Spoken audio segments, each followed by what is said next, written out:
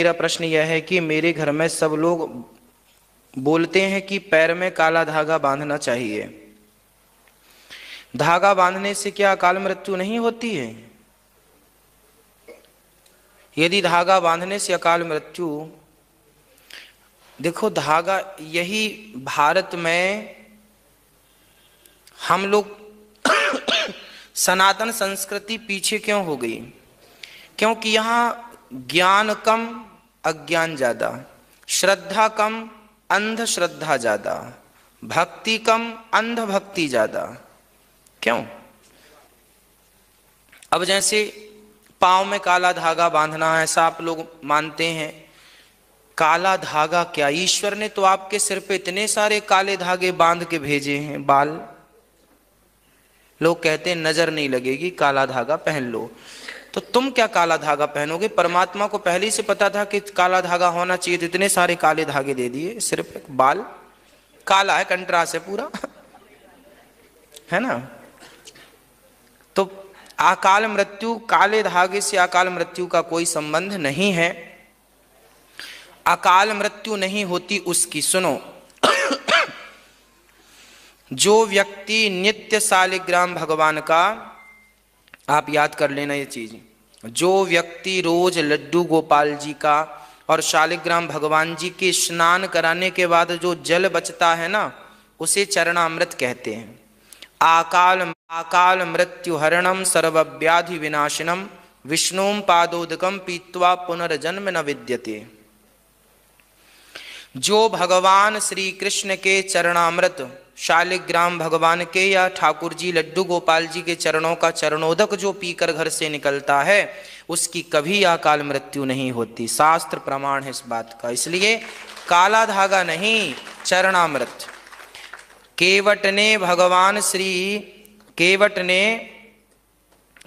श्री राम के चरणों को धोकर वो चरणामृत पिया कि नहीं? वही है चरणामृत। तो जो भगवान के चरणामृत का आश्रय ग्रहण करते हैं, उनकी कभी अकाल मृत्यु नहीं होती। इसलिए काले धागे पर विश्वास ना करिए, भगवान के चरणामृत पर विश्वास करिए। ठीक है, पहला। दूसरा, देखिए हम लोगों की अज्ञानता। करोड़ रुपए का व्यक्ति घर बनवाता है, करोड़ों खर्च करके, लाखों खर्च करके, और बड़े घर बनवा करके उस घर में उल्टा जूता लटका देता है। पूछो जरा उससे, क्यों भाई, करोड़ों खर्च किया था और फटा सा जूता पहना दिया। अब तुम बहुत बढ़िया पार्टी में जा रहे हो, बढ़िया महंगे महंगे कपड़े, और आप भी वही फटे वाले जूते पहन लो, तो आप शोभायमान होंगे? तो फिर इतना बड़ा घर, जिस घर में आप रहते हैं, उस घर को जूता का उल्टा, वो भी फटा सा जूता, घर को जूता, और उसको भी खोपड़ी में जूता। अब भाई जूता पांव में पहना जाता है, नींव में कोई जूता रखे, समझ में भी आए, सिर पे जूता। ये कौन लोग हैं? इन्हें नहीं पता। पूछो जरा कि भाई घर पे जूता क्यों लटका रखा है आपने?